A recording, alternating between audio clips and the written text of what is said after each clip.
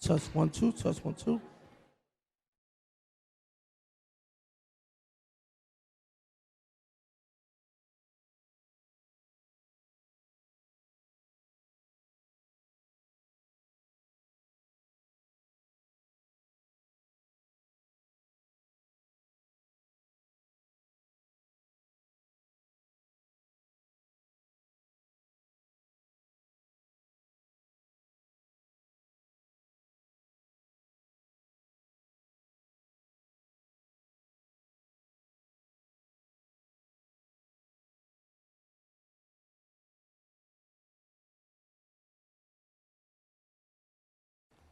Test 1 2.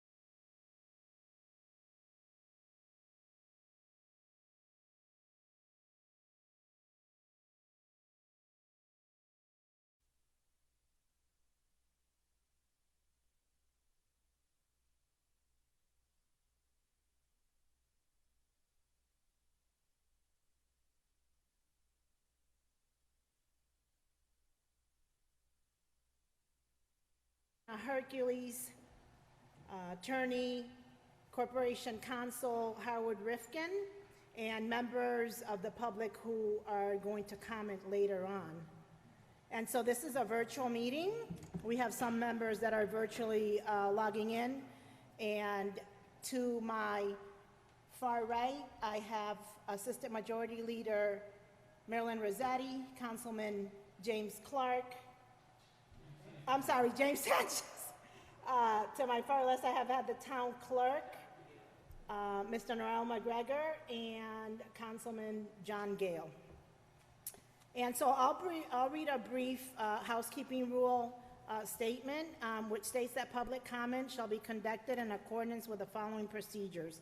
Each person wishing to address the council thereof shall, upon recognition by the presiding officer, give his or her name, address, and if he or she represents a group, shall in addition state for the record the name and address of said group or organization, and shall limit his or her remarks to 3 minutes. All remarks shall be addressed to the council as a body and not to any individual member. Any persons making personal, impertinent, or slanderous remarks or who become boisterous while addressing the council shall be forward by the presiding officer from further audience at said meeting unless permission to remain is granted by 2/3 votes of the council members present and voting. During public comment, there shall be no debate by the council, although questions may be asked by council, a person making such comment or presentation. For members of the community, please be advised that this meeting is being broadcasted and recorded by the Hartford Public Access Television and can be viewed on HPA-TV Facebook page, Comcast Xfinity Channel 96, www.hpatv.org, or Channel 6032 for Frontier customers. Spanish interpretation is provided through partnership with the City of Hartford and the Hartford Public Library, and additional accommodations can be made available with enough notice to the Office of Council President. So we do have a fair amount of individuals that are going to speak tonight, and so I'm going to ask that you please keep your remarks to 3 minutes. First to speak is William Robert Stevenson. If you could please come to the podium and state your name and address for the record. Hi, my name is William Robert Stevenson. My address is 240 Laurel Street, Hartford, Connecticut. I'm used to addressing people at the Capitol, legislators. This is my first time here at the City Council meeting. The issue I had to come in person here is because my rent has been raised 3 times already this year, and it is going to get another $100 increase in January. But it's not just me, it's my entire block. I've been asking questions to a lot of people in my area, and landlords have unanimously, around the whole entire area, decided to raise the rents all across Hartford. Now, this is disturbing, and I don't understand why it hasn't been addressed. I understand that Connecticut has laws that are preventing rent stabilization or rent caps. It's time to change that. People are really out here suffering. I'm about to be homeless, and I have until December to figure out where I'm going to be going. That's not right. So I went down to housing. I filled out the I didn't fill it out. I was going to fill out applications for some type of housing, and I found out that people with a criminal record were not eligible. It's going to be 2023. It's time we stop discriminating against people with a criminal record. Mine dates back 20 years ago. Why are we still being discriminated against? And I'm just letting people know that this issue is not going to go away. In January, it's going to be a huge issue. 2021, I addressed the housing issue with our mayor, and I was slightly referred to, well, we have a home buying program. How's that looking right now at 7%? I'm just saying that I'm not going away, and I'll be out here every day until this housing crisis is being addressed. Thank you.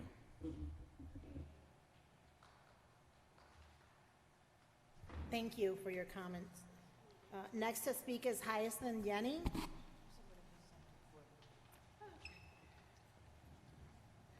Hello, good evening, everyone.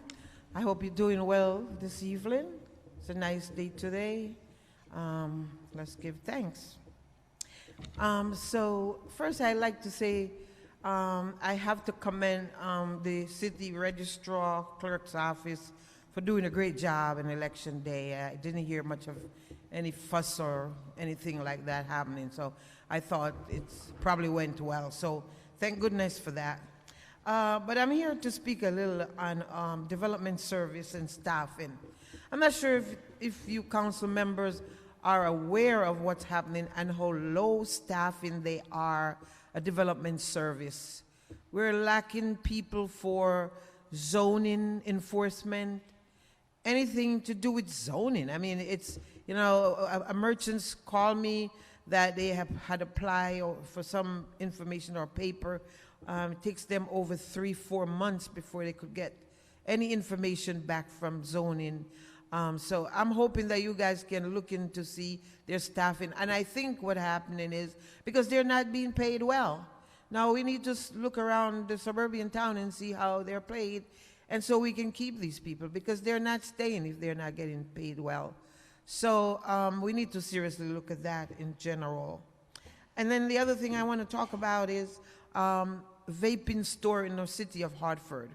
You know, a few years from now, we're going to be having people suffering from maybe lung problem, or sickness from vaping.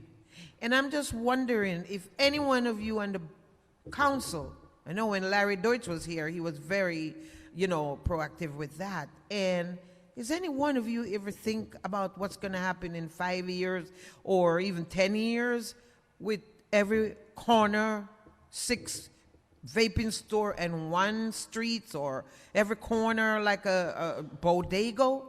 I'm hoping that you guys can seriously look. You know, we as a NRZ have what we call a neighborhood plan. And when I look at our plan, it didn't require 6 vaping store and 1 avenue. Okay? We're looking for things that people can actually use on a daily basis. So I'm hoping that you guys can look into that seriously with zoning to make sure they have proper staffing to go out and do their work. The other thing is housing. I'm wondering if the city could look at any developers that's out there that could help us with affordable senior housing.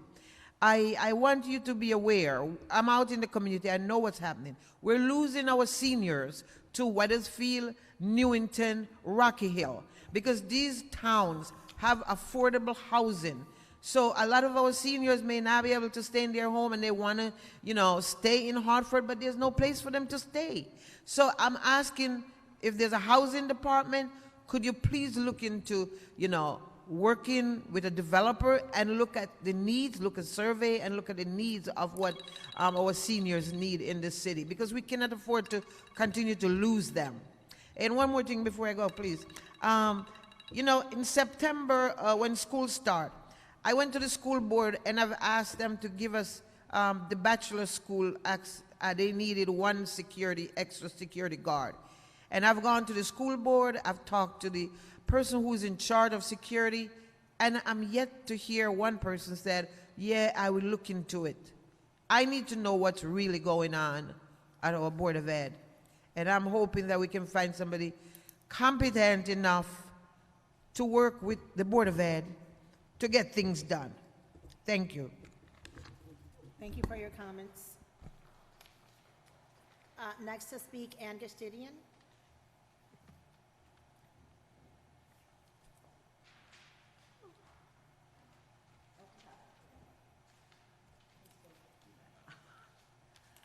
It's good to be here.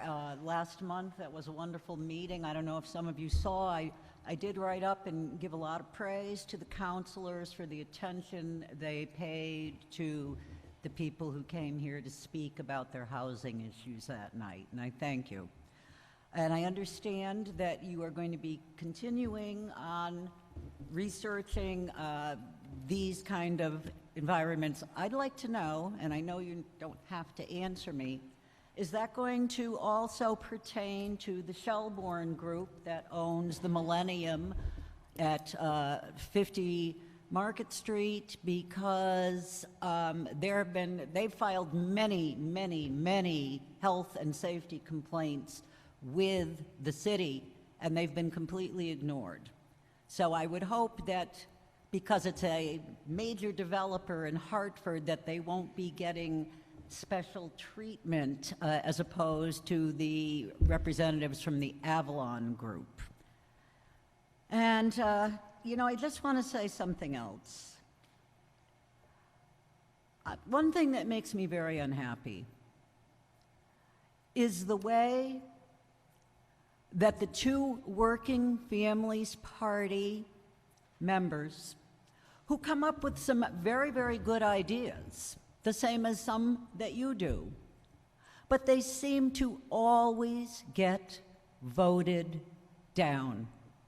I'm not the only one who has noticed that in Hartford. A lot of people find that very disturbing. Now, I noticed there's another resolution tonight about changing some wording in the council rules, and I came in here saying, well, I wouldn't bet on that one passing. And then we go back and talk about the police accountability during the negotiations, the contract negotiations, charter revision, when they had some really good ideas. They got voted down. I would like to see more across the aisle work being done here. It's like, I'm going to compare it to the Supreme Court. There's 9 people on the Supreme Court. Supermajority of them are Republicans, 6. There are 9 people on the Hartford City Council. The supermajority is pretty much the same, and maybe some people would even like to say we have 7 Democrats on the council. So when I see these actions where negating or dismissing the requests, the resolutions that come from the minority party, I see that as being, hate to say it, almost Republican. It's almost Republican. You dismiss them out of hand. I would like to see more thoughtful energy going into looking at what these people are proposing. And some of the things for charter revision were things that the people in the city were very vocal about wanting. None of those passed. They got shot down in the commission, and they got shot down here. So I'm going to ask you, please, try to collaborate among the 9 of you and include them. They are not the lost little orphan children that someone left on your doorstep and you're going to give them a crust of bread so they don't starve. They're counselors, the same as you are. Please do that. Thank you. Thank you for your comments, Ann. Next to speak is Carol Gale. You have the floor.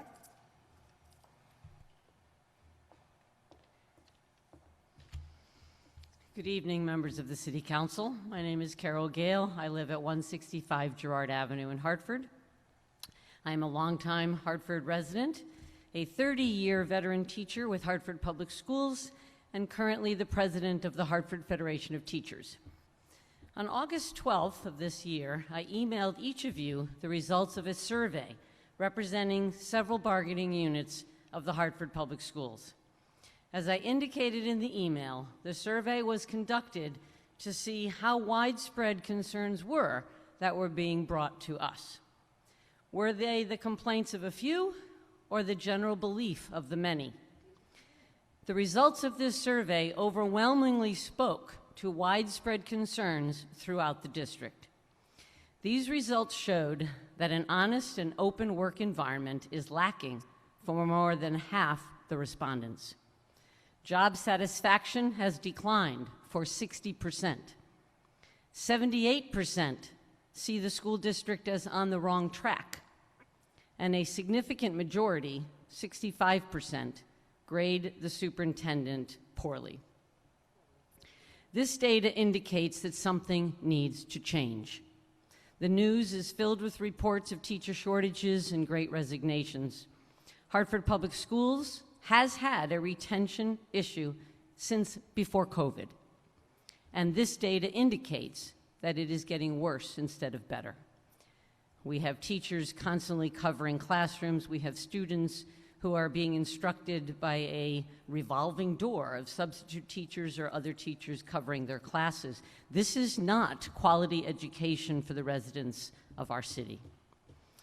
Public schools are integral to the economic well-being of a city. Thus, I come to ask for your support in putting our school system back on the right track. As a council, you approved the budget for the Board of Education. During your deliberations on this function, consider the percentage of funding that goes to the central office versus the schools. Part of the reason Hartford loses educators is because there are too many demands placed on them without adequate support.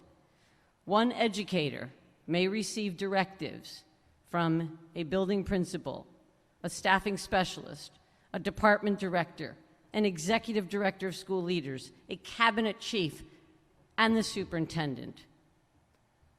That's an awful lot of oversight, and it becomes overwhelming and can lead to stress or burnout. By my own analysis, the Board of Education budget in the past 2 years has been distributed approximately 25% to our central office and 75% to our schools. Our schools need more funding. According to research by the National Center for Education Statistics, central office expenditures were between 6 and 20% of most budgets, meaning that 80 to 94% of education funds went to the schools. This should be the case in Hartford as well. Our students deserve more funding directed at their schools. We do not have art and music teachers in every building. We do not have classroom paras for our primary grades. We do not have functioning libraries in the majority of our schools. And as you previously heard, we are lacking adequate security in some of our buildings or custodial staff. Our students deserve to have this funding.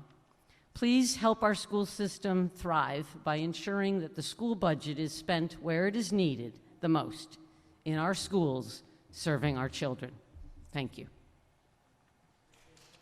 Thank you for your comments. Next to speak is Victor Cristofaro. You have the floor.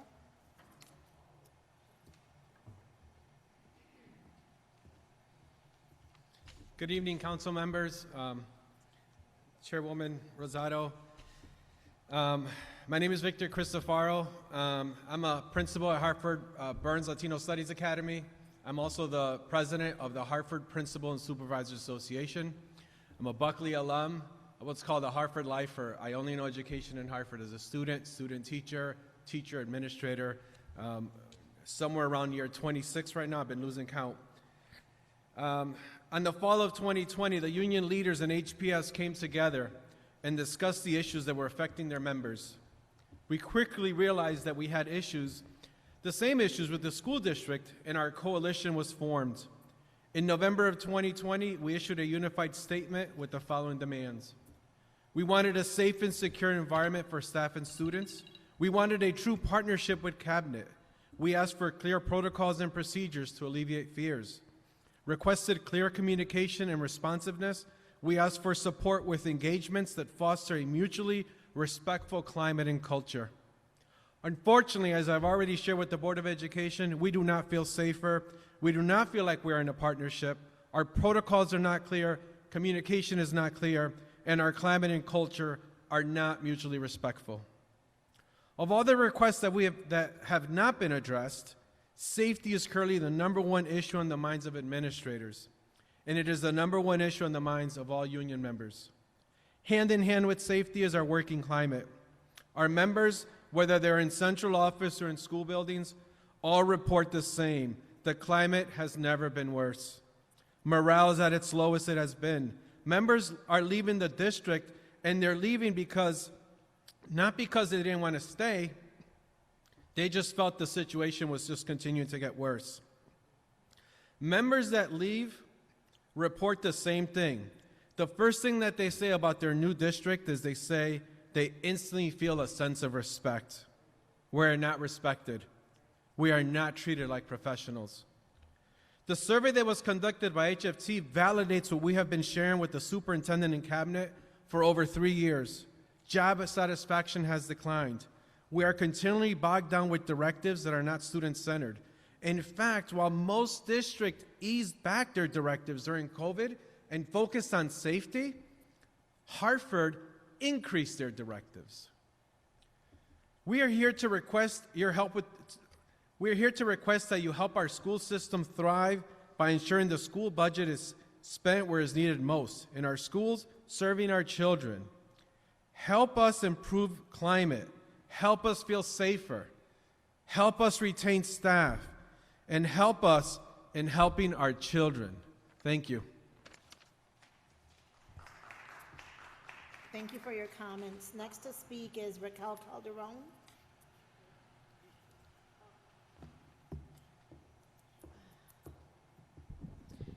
Good evening, board members and everyone here. I support to all three members that just spoke regarding the schools. I'm a witness. Teachers keep quitting, they're not happy. It's getting worse. The money that the Board of Education has, in my opinion, they are hiring more people for the central office, and we don't have one-on-one for a child that really need it. If a child, needs one-on-one and they don't have that, the whole classroom gets disturbed. I work in that environment and I see it every day. So they are hiring more people. They are hiring coaches. The coaches that come there, they stand up and they're looking and they're making money. Instead of that, they should hire people for the inner school to help the kids that are most needy in math, ELA, and they passing them with a -D because nobody is left behind. When they get to the high school, they don't even know how to read. It's a shame. It's sad that and the schools are doing that, passing them with a D because nobody is left behind. It's about time that somebody thinks about changing that law, whatever it is, because it's just not working out.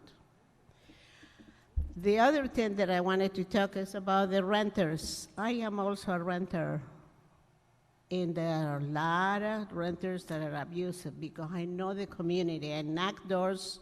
I am community advocate. They complain to me. I went and took pictures of the houses. I would not even pay $500 for those houses, and they charging over $1,000. We need inspectors that go to those houses and inspect the place. You are treating your tenants like rats. Those houses doesn't deserve to have any license to rent. And they are discriminating a lot of people. And you know what? I saw a lot of people the last meeting, and I'm glad you guys are here in person, but I don't see that nobody does anything about it. So we need to have a change maybe in the people that are really gonna care about this. We talk and come, but I don't see any resolution here. I'm tired of going to this meeting. I go to the public meeting in the Board of Education. I don't see no change. It's just all political. That's how I see it. We need to worry about the community. When the time comes for vote, please vote for me. And you know what? But I don't see anything that is done for the community. Franklin Avenue needs to close a lot of stores that are selling drugs. It's dirty. They don't, they need to fix the roads over there also, maybe like they did in Wethersfield Avenue. They need to have some changes. The city of Hartford needs to do something in the south end of Hartford. They did a lot in the north end of Hartford, and that's great. When I go back by there, I feel good that they did that, but it's about time that they need to do something in the southern end of Hartford. And that's all I have to say. And I think you guys have to do something about housing. Control. Some people are raising the rent for $200, $300, $500, and you know what? It's sad because those people don't have paper. Ms. Calderon? That's discrimination. Ms. Calderon? Yeah. You're going on 5 minutes now, so I have to be mindful of everyone's 3 minutes. 1 minute? Yeah, you're going on 5 I minutes. finish? Okay. Thank you. Thank you. Good night. Next to speak is Jackie Manday.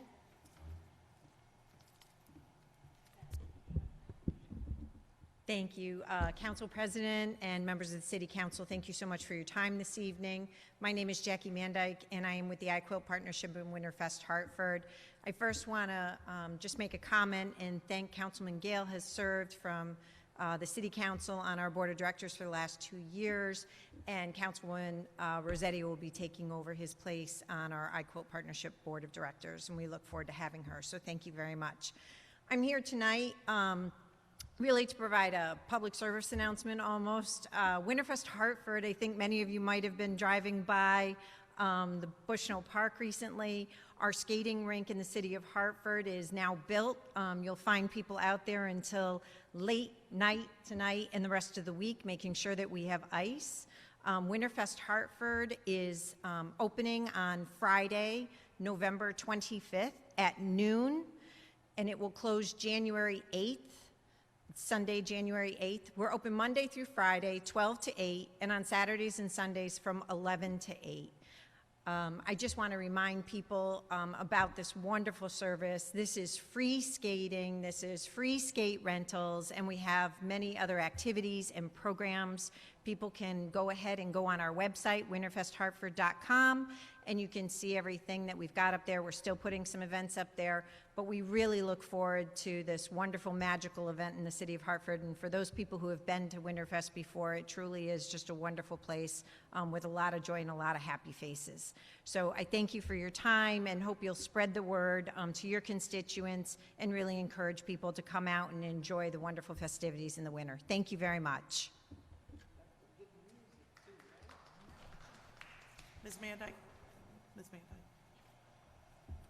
Yes, Councilwoman. I think you should mention that you are still accepting donations for Winterfest. Yes, thank you very much, Councilwoman. The partnership raises $275,000 a year to make sure that Winterfest happens every year. So we are definitely accepting donations for that. We have not reached our goal yet. We're hoping to get that money secured in the next week or two so we can continue and stay open until January 8th. And how would they give those donations? They can go to winterfesthartford.com where you can donate straight online, and also my contact information is right on there if they'd like to contact me separately. Thank you very much, Councilwoman. Thank you, Jackie, and you still had 50 seconds to speak. I'll give it to you, Council President, as a gift. Wonderful. Thank you. So let's see here. Christopher Dukes, you have the floor. I will gladly take the 50 seconds. No, thank you. I don't need that, though. Good evening, council folks. My name is Christopher Dukes. I represent the Justice for Dukes Coalition, and I've been a homeowner in Hartford for the last 18 and a half years. On November 14th, 2019, exactly 3 years ago today, the State Attorney's Office for Hartford was forced into submission by all the evidence that confirmed their supposed victim lied about being assaulted and kidnapped, and how 2 Hartford police detectives and several officers engaged in significant misconduct. I continue to appear before you because my children remain in harm's way, and this city has yet to put forth a remedy to right the many wrongs occurring against us over the last 1,664 days. This council, in my opinion, still refuses to assist my family in getting justice. The evidence also confirms Detectives Michael Hesselton and Donovan Thorpe had over 23 years of combined police experience and training, and were tasked with investigating homicides, serious assaults, and robberies, none of which occurred in my home. Yet, despite all that training and experience, the pair of detectives willfully and knowingly lied in writing before a Superior Court judge. The detectives wrote, 1.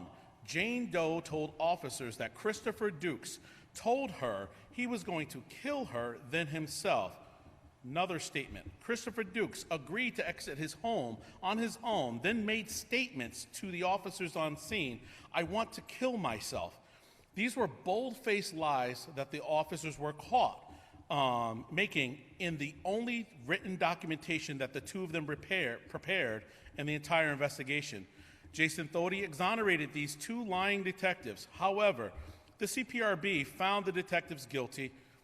For unknown reasons, the CPRB's decisions were not forwarded to the HPD, and no disciplinary action has been taken against the two guilty detectives. Perjury is still a felony. Yet, these guilty detectives remain on the job where they can continue to harm more people. The contract which enables injustices like these to occur remain with us for the next several years because, again, in my opinion, this council failed its community by refusing to represent the people accordingly. There was no outcry from the community to accept the contract with the notorious Officers' Bill of Rights intact. Therefore, this council knowingly voted against the people and instead in favor of the elements of bad policing which has and may continue to cause immeasurable harm. I'm going to close with this final statement. Addressing police misconduct is not an attack on good policing. It is not an attack on the decent women and men who put their lives on the line for us daily. The blue wall of silence that exists between HPD and, in my opinion, this council must end, and this council, having heard from me for over the past 23 months, must do everything in its power to rid the corruption within the Hartford Police Department. My blessings go out to those who gladly and honorably serve us and protect us. I wish them prayers for those who carry out bad policing and bad practices. Those folks must go before they cause more harm. I thank you for your careful consideration to everything that I provided, and I wish you well and your families. Thank you. Thank you. Next to speak is Diana Rodriguez here? Diana Rodriguez?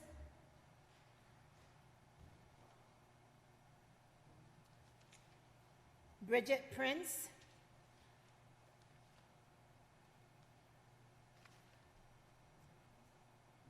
Peter Little? I see him on the screen, I believe. Mr. Little, you have the floor. Thank you, President Rosado. I'm just unmuted here. Hold on a second. Peter Little from the Greater Hartford African American Alliance. I'm here mainly, as before, to talk about police accountability, but first I just have to say how timely and important the resolution that Working Families Party introduced that Ann mentioned earlier, agenda item 6.1, is to the community. It really doesn't get any better than this. Council is tonight being asked to go on the record about a public comment rule change that would require you, the council members, to go on the record when a citizen directs a question to an individual council member in this forum. We're not naive enough to think that this will pass, but I just do want to say that in an election year, you vote this down or you send it to die in committee at your peril. Now, let's go back to the recent controversy over the secretive negotiations that the mayor and corporation council engaged in for the contract. I think Mr. Dukes addressed that. We're very disappointed. We realize there's several issues that remain unaddressed, and we'll be back in 4 years or sooner to address them. So what's next for our work in the Greater Hartford African American Alliance Accountability Now Committee? There are, as we know, police accountability, many variables in Hartford. It's a complex landscape. There's the Civilian Police Review Board, there's the Police Accountability Review Board, there is the issue of the Cintron Consent Decree, and the word is that the HPD wants to sunset that, even though the department is far short of its workforce diversity goals. What's exactly in the HPD's massive budget and why? And what are the true and total cost to taxpayers of the city's failure to take police accountability seriously. The big payouts to misconduct victims, the salaries of Corporation Counsel lawyers and of outside counsel who defend bad cops, the CPRB and the PARB's budgets, salaries of the HPD's accreditation officers, the IAD division budget, and the list goes on. And finally, most importantly perhaps, are the incalculable costs, as epitomized by Mr. Dukes, borne by police misconduct victims in lives traumatized and families broken. What about them?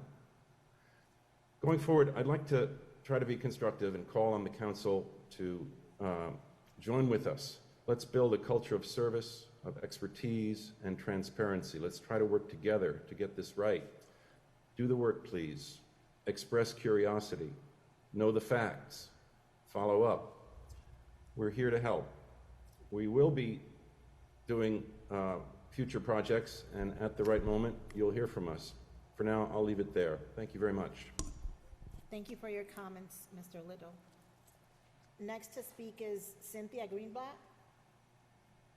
You have the floor. Good evening. My name is Cynthia Greenblatt. I live at 35 Broad Street in Wethersfield, Connecticut. I am here as an appointed member of the Hartford-Brainerd Noise Advisory Commission. I believe the address for that would be at our town hall, which is 505 Silestein Highway. I would like to bring also the greetings from my town manager, who could not be here tonight to listen in on this, but who is aware that this meeting is happening.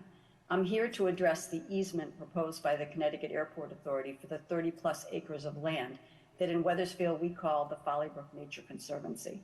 The trees are the real property of Hartford, and the land is in Wethersfield. So Hartford and Wethersfield are very connected in this matter, and I thank you for welcoming me here. The easement before you is very similar to the one originally proposed to Wethersfield. Wethersfield refused to accept the language as written. I wanted to point out several reasons why so that you could pay attention to this in the easement before you. Both the Planning and Zoning and the Town Council of Wethersfield refused to accept the loss of control of their land and their future by granting an easement in perpetuity to the land in Wethersfield. That's 5 acres. This 30 acres is also in Wethersfield, but the trees in question are Hartford's.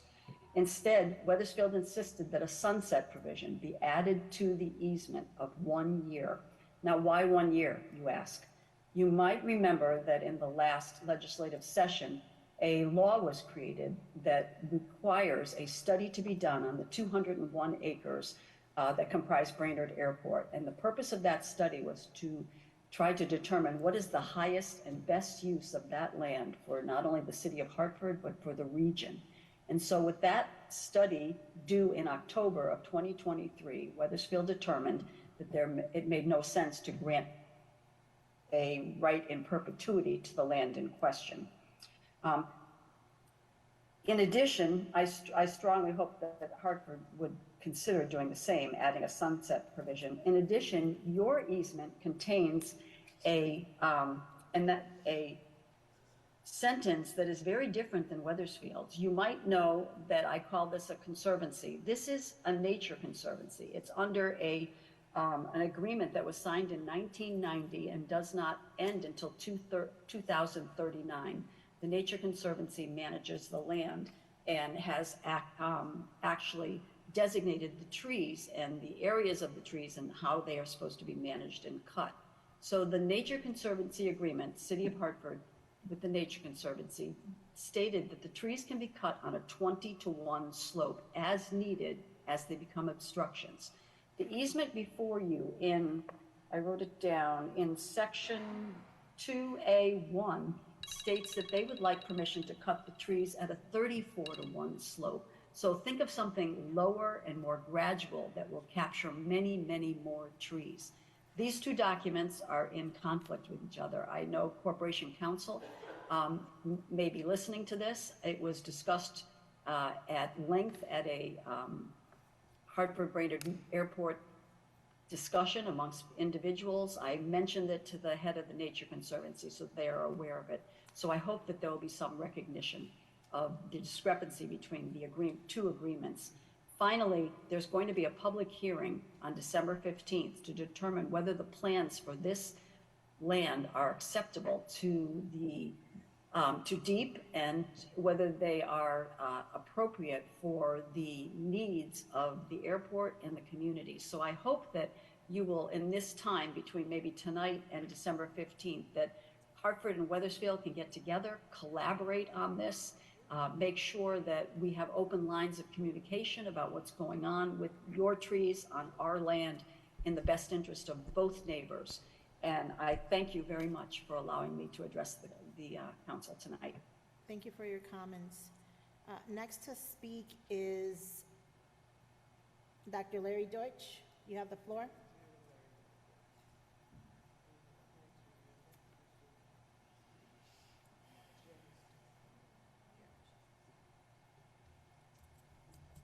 Can you hear me? Yes, we can.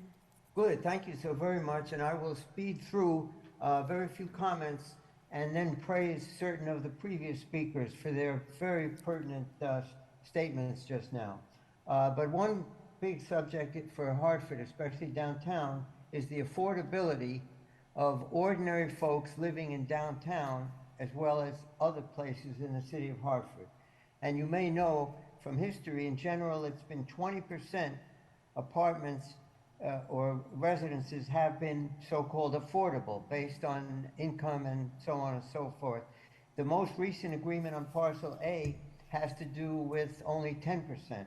And I would urge the council members, all of us, to maintain a good diversity, not only in the various distant parts of the city of Hartford, but also in downtown. Otherwise, it will be a lily white, upper class, and section of the city, downtown like so many others, gentrified, with very few children as well, because the apartments to be so-called affordable will be small.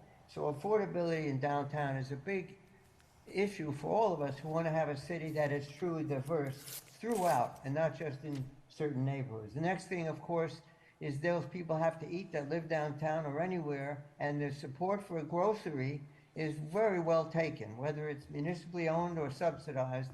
This can and must be done. We've been working on that for years. I should say, I didn't say I have been a former member of council, and we sweated over the having a grocery downtown. Another thing is the change in the council rules.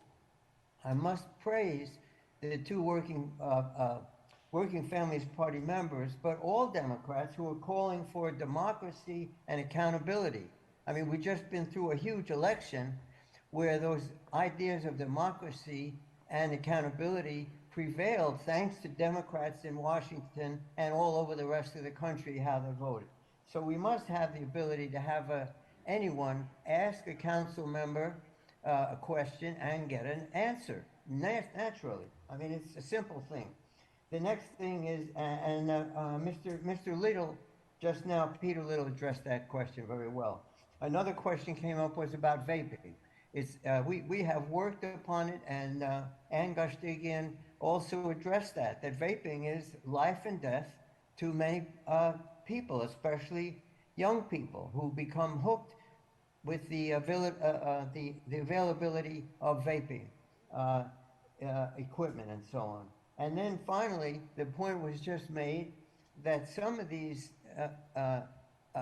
attitudes that immediately reject the minority viewpoints, whether it be working families or anyone else, is a Republican sort of attitude that we've seen.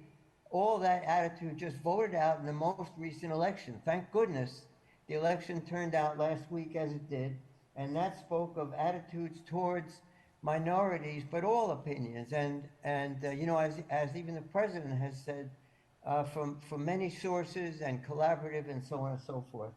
So we hope to heck that these are really recognized as life and death issues. It's not just a matter of style, it's life and death, each of them, from housing on down to different attitudes. And I urge the current council to recognize that and not eliminate right off the bat that issue of council changes, so that you can allow and encourage the public to ask questions and get answers from those who they have elected into public office. I'd like to close with that. I hope it's within 3 minutes, but in any case, we wish everyone well, good holidays, and let's have it truly democratic for all people in Hartford as well as in this whole country. Thank you. Thank you, Dr. Deutsch, for your comments. Next to speak is Angel Serrano. You have the floor. Yes. Thank you, council members, for having me and letting me speak today. My name is Angel Serrano. I am a Hartford resident at 80 Charro Avenue, and I also work as an organizer for Connecticut Citizen Action Group. And I'm here to talk today about the grocery store for the North End. I understand there's many options right now, from privately owned to a sliding scale to a city-owned. And I noticed that in the Health and Human Services Committee, there was no public comment on that, so I'm making it tonight. And it's that, you know, I noticed that people were deciding which idea was better, and we're here. We would like to say that, please, you know, to refrain from judging which idea is better. Maybe all options are best. Maybe a combination of things. We understand that a privately owned grocery store has been worked on for many years, and the sliding store is sliding scale store. There's one in Frog Hollow, so we want to put it in other places. That might be good ideas too. But just like we were talking about working families coming up with good ideas, this is a good idea that has worked in other states. And we can't just dismiss it because we have a prejudgment about which idea is better. And we would love it to see this study be approved and make it to council and to be approved by council, because it would allow for a professional to actually see how this would work, and if it would work, and what we need to do in order to make it work. So I'm for the study. Why, you know, I understand we don't have to commit to doing it, but at least do the study, because you know, knowledge is power, and I think it's a necessary thing. But that said, the North End probably needs more than one option in order to remedy the situation with the food swamp situation, that status that they kind of have over there in the North End. It's really hard for people to get affordable, nutritious food. And we just want options that are affordable and nutritious. And emphasizing affordable, we understand then there's a lot of gentrification going on, and we want to make sure that the businesses here are going to serve the people in the community that need it the most. And if you're talking about the North End, those are low income, BIPOC folks, all kinds of different cultures, and, you know, that has to be considered. I just want to echo the housing situation. You know, I was homeless before. This is a big problem. We need to keep people in their apartments. Like if they need rent assistance, we need to get that for them. We cannot create homelessness by negating help. You know, we need to create the help services for people to prevent from becoming homeless and losing their homes. And I want to echo again about the working families. Give them a chance, because they come up with a lot of good ideas. I've noticed over the years, this is my first time public commenting, but it's true. You know, a lot of good ideas come out of the working families, and they get shot down. So please be more considerate. Thank you very much. Thank you for your comments, Mr. Serrano. That concludes the list that I have here in front of me of people who are on the screen and have signed up in person. Is there anyone in person that I have not called upon yet? Is there anyone on the screen that wishes to address this council body that I have not called upon yet? Is there anyone on the screen that wishes to address this council body that I have not called upon yet? So looking at the names of the screen and no one from the public stating that they have not been called, this public comment meeting is adjourned, and please stay tuned. We're going to take a brief